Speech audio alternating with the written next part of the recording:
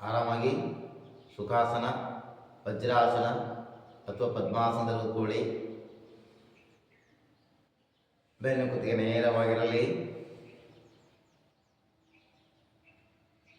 ನಮಸ್ಕಾರ ಸ್ಥಿತಿ ಬನ್ನಿ.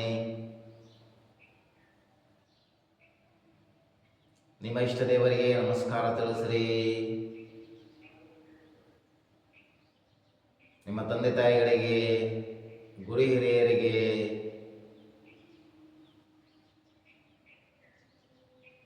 ನಮಸ್ಕಾರ ತಿಳಿಸ್ರಿ.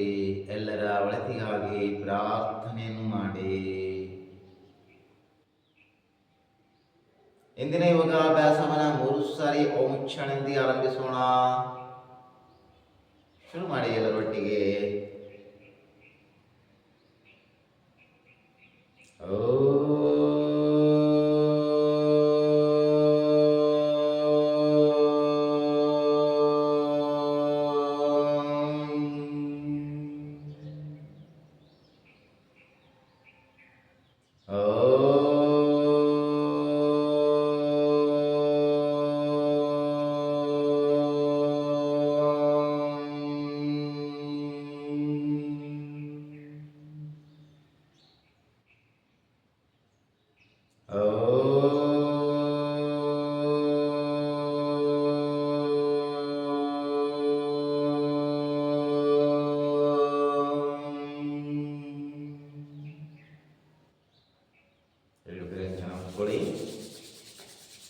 ಆ ಕೈಗಳ ವಿಷಯನ್ನ ನಿಮ್ಮ ಕಣ್ಣುಗಳಿಗೆ ಸ್ಪರ್ಶಿಸಿಕೊಳ್ಳಿ.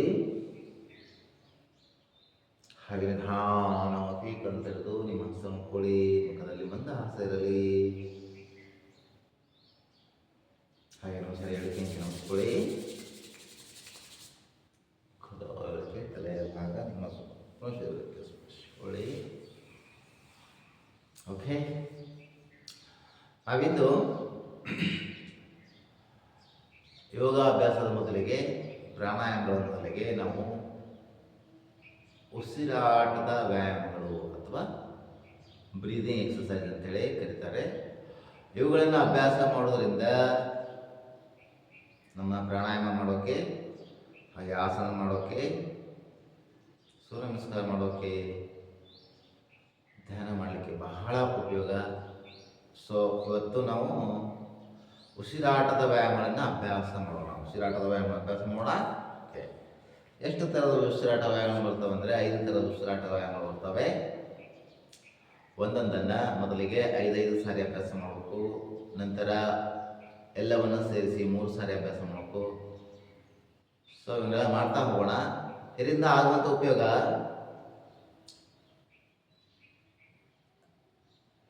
ನಿಮಗೆ ಆವಾಗವಾಗ ಬರುವಂಥ ಉಸಿರಾಟದ ಸಮಸ್ಯೆ, ಕೆಮ್ಮು, ನೆಗಡಿ, ಇದು ಅಸ್ತಮಾ, ಶ್ವಾಸಕೋಶಕ್ಕೆ ಸಂಬಂಧಪಟ್ಟಂಥ ಏನು ಸಮಸ್ಯೆಗಳಿದ್ರು ಕಡಿಮೆ ಆಗ್ತವೆ.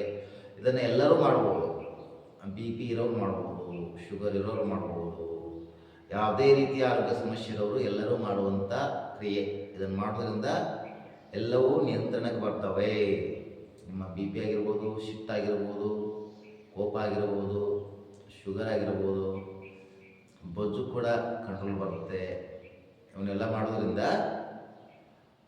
ಸಾವಕಾಶವಾಗಿ ನಿಯಂತ್ರಣಕ್ಕೆ ಬರ್ತವೆ ಎಲ್ಲ ಕಾಯಿಲೆಗಳು. ಸೊ ನೀವು ಮಾಡಬೇಕಾದಂದರೆ ಶ್ರದ್ಧೆಯಿಂದ ನಿಮ್ಮ ಮನಸ್ಸನ್ನು ಇಲ್ಲಿಟ್ಟು,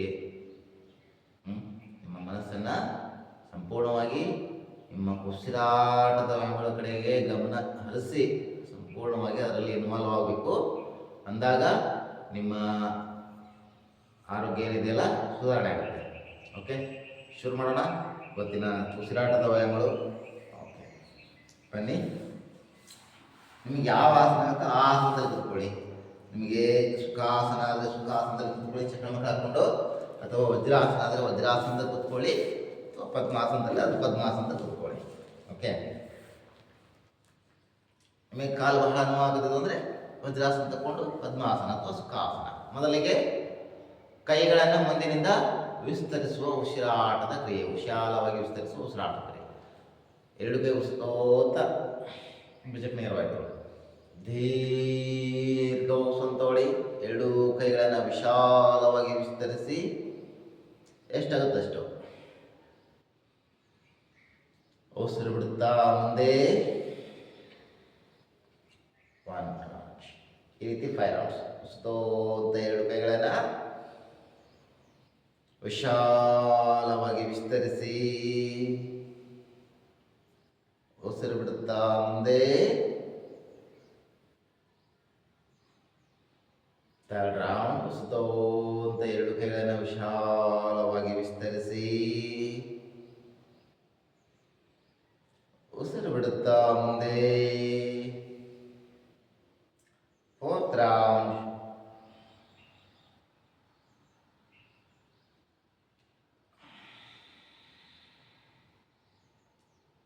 ಫಿಫ್ತ್ ರೌಂಡ್. ಉಸಿತೊಳೆ ದೀರ್ಘವಾಗಿ 2 ಕೈಗಳನ್ನು ವಿಶಾಲವಾಗಿ ವಿಸ್ತರಿಸಿ ಉಸಿರು ಬಿಡುತ್ತಾ ಮುಂದೆ. ಇದು 5 ಸುತ್ತುಗಳಾದಮೇಲೆ ಎಲ್ಲ ಸರಿ. ಎಷ್ಟು ಸಾಧ್ಯ ಆಗುತ್ತೆ ಅಷ್ಟು ನಿಧಾನವಾಗಿ ಅಭ್ಯಾಸ ಮಾಡ್ಬೋದು. ಅರ್ಥ ಆಯ್ತಲ್ಲ? ನಿಧಾನವಾಗಿ ಉಸಿರು ನಿಧಾನವಾಗಿ ಉಸಿರನ್ನು ಹೊರ ಹಾಕಬೇಕು. ಕೆಲವರು ಇಷ್ಟು ರೀತಿ ಫಾಸ್ಟಾಗಿ ಮಾಡೋದ್ರಿಂದ ಅದು ನಿಮ್ಮ ಬ್ರೀದಿಂಗ್ ಎಕ್ಸಸೈಸ್ ಆಗಲ್ಲ. ಇಷ್ಟು ವೇಗವಾಗಿ ಮಾಡೋ ಹಾಗಿಲ್ಲ. ನಿಧಾನವಾಗಿ ಎಷ್ಟು ಸಾಧ್ಯ ಆದಷ್ಟು ನಿಧಾನ ನೋಡ್ಕೊಂಡ್ರಲ್ಲ ಇವಾಗ. ಓಕೆ, ಇವಾಗ ನೆಕ್ಸ್ಟ್ 2ನೇ ಉಸಿರಾಟದ ವ್ಯಾಯಾಮ. ಕೈಗಳನ್ನು ಮುಂದಿನಿಂದ ಮೇಲೆತ್ತುವ ಉಸಿರಾಟದಲ್ಲಿ ಅಭ್ಯಾಸ ಮಾಡೋಣ್ರಿ. ಓಕೆ, ಬೆನ್ನು ಕುತ್ತಿಗೆ ನೇರವಾಗಿ ಹೋಗ್ತಿದೆ ಯಾವಾಗಲೂ, ಎದುರು ಲಕ್ಷ್ಯ ಇರಲಿ. ಆದಷ್ಟು ನೀವು ವಜ್ರಾಸನ ಅಥವಾ ಪದ್ಮಾಸನ ಹಾಕಿದ್ರಪ್ಪ ಅಂದರೆ ನಿಮ್ಮ ಬೆನ್ನು ಮತ್ತು ಕುತ್ತಿಗೆ ಏನಿದೆಯಲ್ಲ ಆಟೋಮೆಟಿಕ್ ತಾನಾಗಲೇ ನೇರವಾಗುತ್ತೆ. ನೀವು ಸುಖಾಸನದಲ್ಲಿ ಕೂತಾಗ ಸ್ವಲ್ಪ ಬಾಗುವಂಥ ಸಂಭವ ಇರುತ್ತೆ. ಅರ್ಥ ಇದೆಲ್ಲ? ನಾವೀಗ ಕೈಗಳನ್ನು ಮುಂದಿನಿಂದ ಮೇಲೆತ್ತು ಉಸಿರಾಟಕ್ಕೆ 2 ಕೈಗಳನ್ನು ಮುಂದೆ ತಗೊಳ್ಳಿ. ದೀರ್ಘ ಉಸಿರು ತಗೊಳ್ಳಿ. 2 ಕೈಗಳನ್ನು ತಲೆ ನೇರಕ್ಕೆ ಉಸ್ತೋತ ಎಷ್ಟು ಸಾಧ್ಯ ಆದಷ್ಟು ಮೇಲೆ ಕಡೆ ಕೈ ಪೂರ ಉಸಿರು ಬಿಡ್ತಾರೆ. ನಿಧಾನವಾಗಿ ಕೈಗಳನ್ನು ಕೆಳಗೆ ಇಳಿಸ್ರಿ. ಈ ರೀತಿಯಾಗಿ 5 ಟೈಮ್ಸ್. ದೀರ್ಘ ಉಸಿರು ತಗೊಳ್ಳಿ.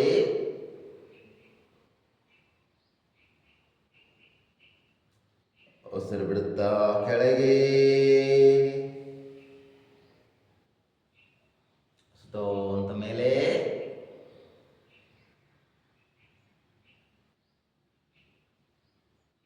ಉಸಿರು ಬಿಡುತ್ತಾ ಕೆಳಗೆ.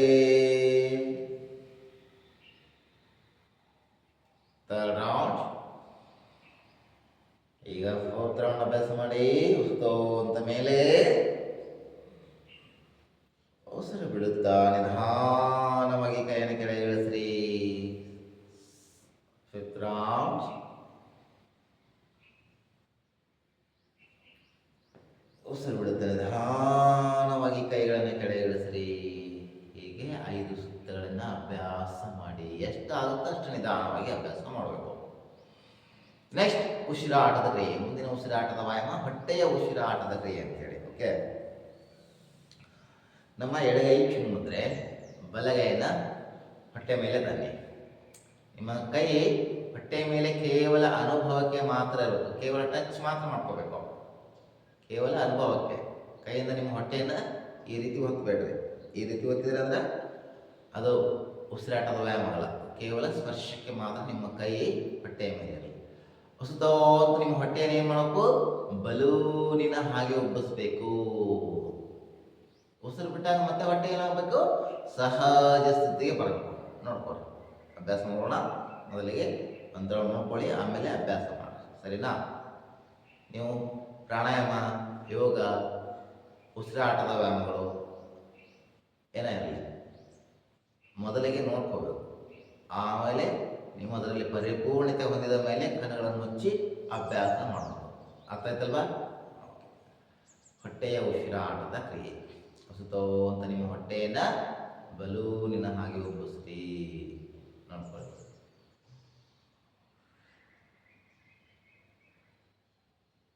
ಉಸಿರು ಬಿಟ್ಟಾಗ ಮತ್ತೆ ಹೊಟ್ಟೆ ಸಹಜ ಸ್ಥಿತಿಗೆ ಬರಲಿ ಅಥವಾ ಒಳಗಡೆ ಹೋಗಲಿ. ಈ ರೀತಿಯಾಗಿ.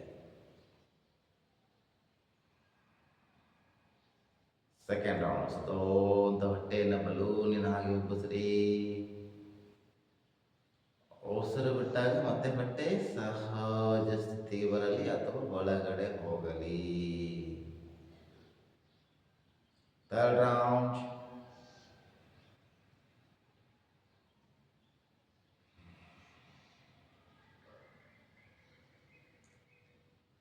Fourth round.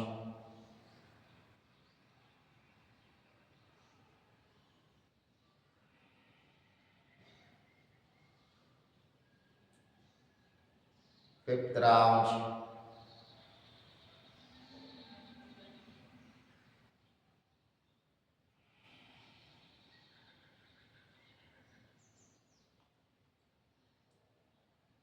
ಹೀಗೆ 5 ಸುತ್ತುಗಳನ್ನು ಅಭ್ಯಾಸ ಆದ ನಂತರ ನಿಲ್ಲಿಸ್ರಿ. ಇದು ಅಬ್ಡೋಮಿನಲ್ ಬ್ರೀದಿಂಗ್ ಎಕ್ಸಸೈಸ್ ಅಂತ ಕರೀತಾರೆ. ಓಕೆ, ಹೊಟ್ಟೆಯ ಉಸಿರಾಟದ ಕ್ರಿಯೆ. ನೆಕ್ಸ್ಟ್ ಚೆಸ್ಟ್ ಬ್ರೀದಿಂಗ್ ಎಕ್ಸಸೈಸ್ ಅಂದರೆ ಎದೆಯ ಉಸಿರಾಟದ ಕ್ರಿಯೆಯನ್ನು ಅಭ್ಯಾಸ ಮಾಡೋಣ. ನಿಮ್ಮ ಎದೆ ಚಿಮ್ಮುತ್ತಾ ಇರಲಿ. ಬಲಗೈನ ಎದೆ ಮೇಲೆ ತಗೊಳ್ಳಿ. ಉಸಿರು ತೆಗೆದುಕೊಳ್ತಾ ನಿಮ್ಮ ಎದೆಯನ್ನು ವಿಶಾಲವಾಗಿ ವಿಸ್ತರಿಸಬೇಕು. ಎಷ್ಟಾಗ್ತಷ್ಟು ನಿಮ್ಮ ಎದೆಯನ್ನು ವಿಶಾಲವಾಗಿ ವಿಸ್ತರಿಸಬೇಕು. ಉಸಿರು ಬಿಟ್ಟಾಗ ಮತ್ತೆ ಎದೆ ಸಹಜ ಸ್ಥಿತಿಗೆ ಬರಲಿ. ನೋಡ್ಕೊಳ್ಳಿ ಒಂದ್ಸರಿ ಮೊದಲಿಗೆ, ಆಮೇಲೆ ಅಭ್ಯಾಸ ಮಾಡೋಣ ಎಲ್ಲರೂ ಒಟ್ಟಿಗೆ. ಓಕೆ,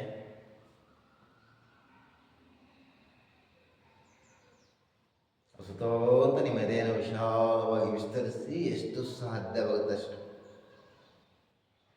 ಉಸಿರು ಬಿಟ್ಟ ಮತ್ತೆ ಎದೆ ಸಹಜ ಸ್ಥಿತಿಗೆ ಬರಲಿ. ಈ ರೀತಿಯಾಗಿ 5 ಸಲ ಅಭ್ಯಾಸ ಮಾಡೋಣ. ಓಕೆ, ನಿಮ್ಮ ಎಡಗೈ ಚಿಮ್ಮುದಲೇ ಇರಲಿ, ಬಲಗೈ ಎದೆ ಮೇಲೆ.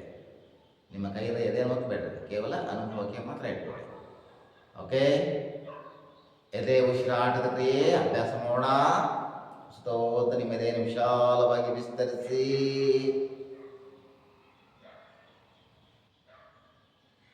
ಉಸಿರು ಬಿಟ್ಟಾಗ ಮತ್ತೆ ಎದೆ ಸಹಜ ಸ್ಥಿತಿಗೆ ಬರಲಿ. Second round. ಸ್ತೋತ್ರ, ನಿಮ್ಮ ಎದೆಯನ್ನು ವಿಶಾಲವಾಗಿ ವಿಸ್ತರಿಸಿ. ಉಸಿರು ಬಿಟ್ಟಾಗ ಮತ್ತೆ ಎದೆ ಸಹಜ ಸ್ಥಿತಿಗೆ ಬರಲಿ. Third round.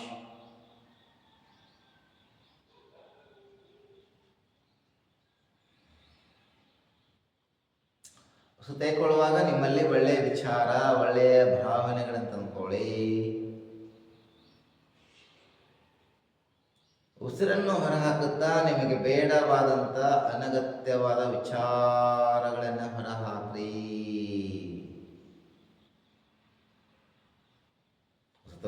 ಅಂತ ನಿಮ್ಮ ಎದೆಯನ್ನು ಎಷ್ಟು ಸಾಧ್ಯವಾದಷ್ಟು ವಿಶಾಲವಾಗಿ ವಿಸ್ತರಿಸಬೇಕು. ಉಸಿರು ಬಿಟ್ಟಾಗ ಮತ್ತೆ ಎದೆ ಸಹಜ ಸ್ಥಿತಿಗೆ ಬರಲಿ. Next round.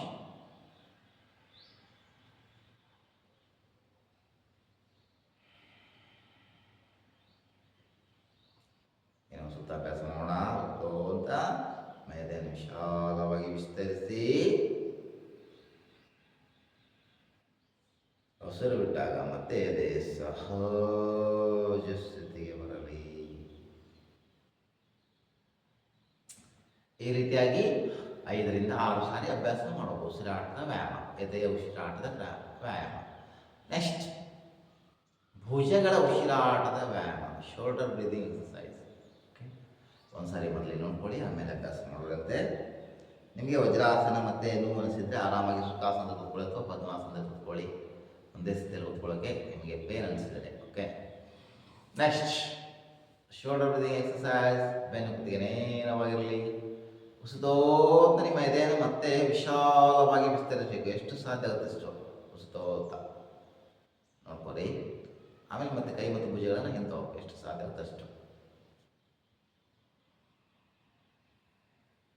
ಉಸಿತೋತ ನಿಮ್ಮ ಎದೆಯನ್ನು ವಿಶಾಲವಾಗಿ ವಿಸ್ತರಿಸಿರಿ. 2 ಕೈ ಮತ್ತು ಭುಜ ಪೂರ ಹಿಂದೆ ಕೆಳಕೊಳ್ಳಿ.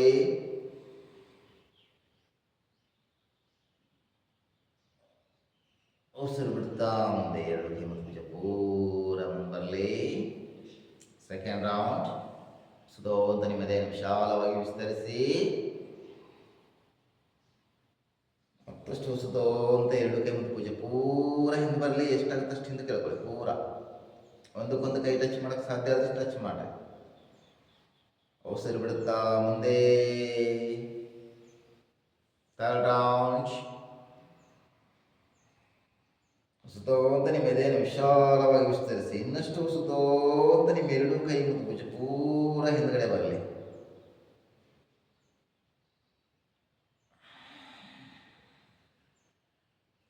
Next round, fourth round.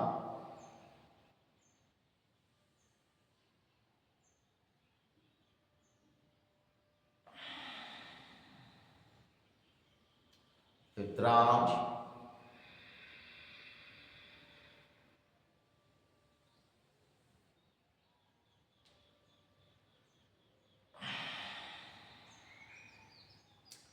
ಹೀಗೆ 5 ಸುತ್ತುಗಳು ಅಭ್ಯಾಸ ಆದ ನಂತರ ನಿಲ್ಲಿಸ್ರಿ. 5 ರೀತಿಯ ಉಸಿರಾಟದ ವ್ಯಾಯಾಮಗಳನ್ನು ಅಭ್ಯಾಸ ಮಾಡಿದ್ರಿ. ಮೊದಲಿಗೆ ಕೈಗಳನ್ನು ವಿಸ್ತರಿಸುವ ಉಸಿರಾಡ್ತಿದ್ರಿ. ನೆಕ್ಸ್ಟ್ ಕೈಗಳನ್ನು ಮುಂದಿನಿಂದ ಮೇಲೆದ್ದು ಉಸಿರಾಟದ ಕ್ರಿಯೆಯನ್ನು ಅಭ್ಯಾಸ ಮಾಡಿದಿರಿ. ನೆಕ್ಸ್ಟ್ ಹೊಟ್ಟೆಯ ಉಸಿರಾಟದ ಕ್ರಿಯೆಯನ್ನು ಅಭ್ಯಾಸ ಮಾಡಿದಿರಿ. ನೆಕ್ಸ್ಟ್ ಎದೆಯ ಉಸಿರಾಟದ ಕ್ರಿಯೆಯನ್ನು ಅಭ್ಯಾಸ ಮಾಡಿದಿರಿ. ನೆಕ್ಸ್ಟ್ ಭುಜಗಳ ಉಸಿರಾಟದ ಕ್ರಿಯೆಯನ್ನು ಅಭ್ಯಾಸ ಮಾಡಿದಿರಿ.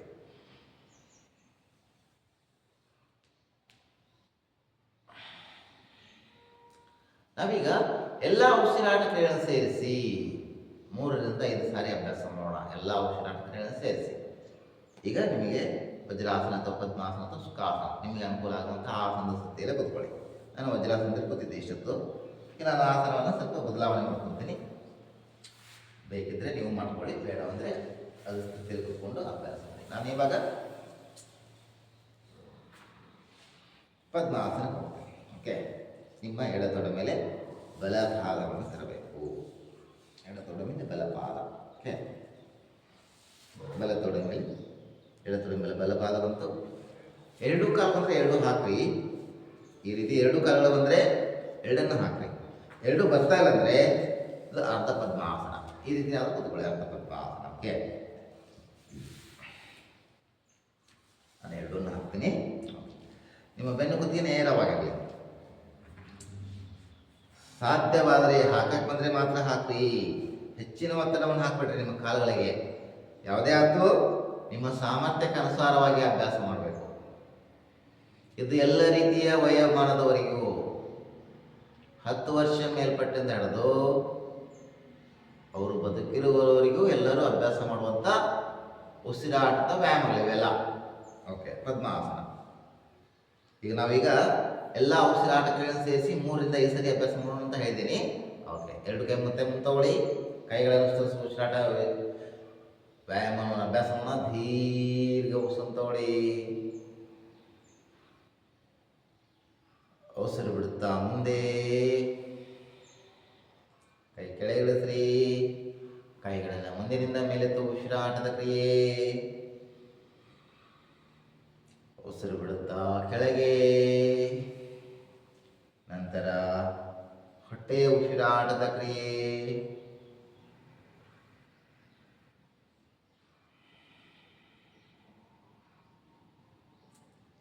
ಎದೆಯ ಉಸಿರಾಟದ ಕ್ರಿಯೆ.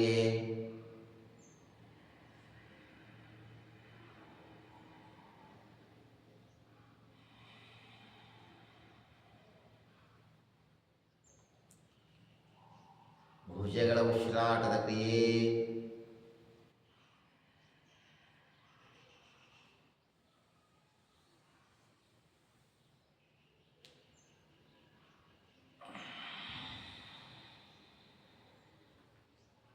Second round.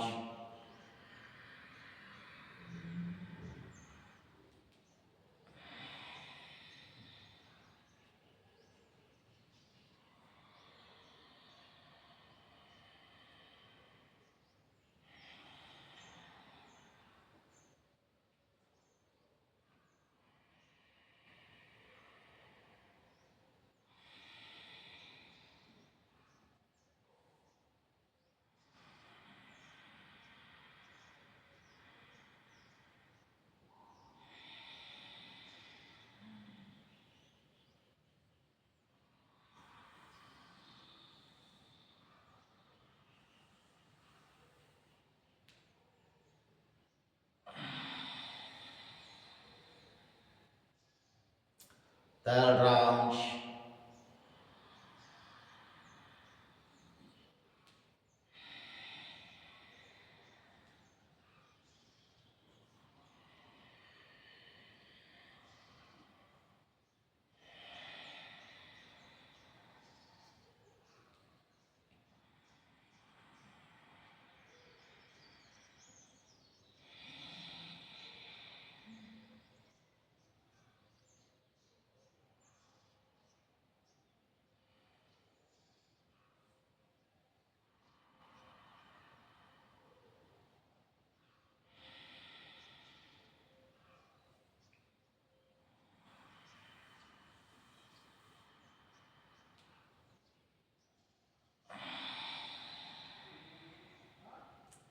Fourth round.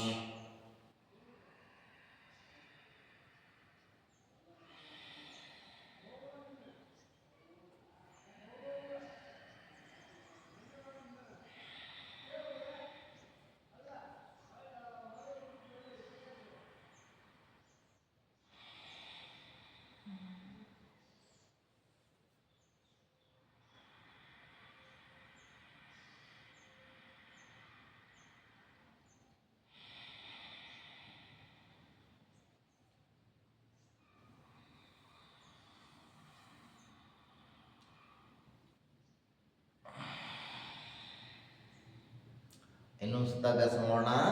ಎಲ್ಲ ಉಸಿರಾಟ ಕ್ರಿಯೆಗಳನ್ನು ಸೇರಿಸಿ ಮೊದಲಿಗೆ ಕೈಗಳ ವಿಸ್ತರಿಸುವ ಉಸಿರಾಟದ ಕ್ರಿಯೆ. ಉಸಿರು ಬಿಡುತ್ತಾ ಮುಂದೆ ಕೈಗಳನ್ನು ಕೆಳಗಿಳಿಸ್ರಿ. ಕೈಗಳನ್ನು ಮುಂದಿನಿಂದ ಮೇಲೆತ್ತ ಉಸಿರಾಟದ ಕ್ರಿಯೆ. ಉಸಿರು ಬಿಡುತ್ತಾ ಕೆಳಗೆ. ನಂತರ ಹೊಟ್ಟೆಯ ಉಸಿರಾಟದ ಕ್ರಿಯೆ.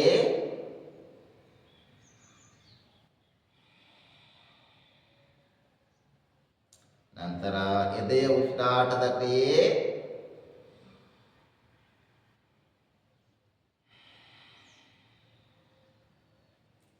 ನಂತರ ಭುಜಗಳ ಉಸಿರಾಟದ ಕ್ರಿಯೆ.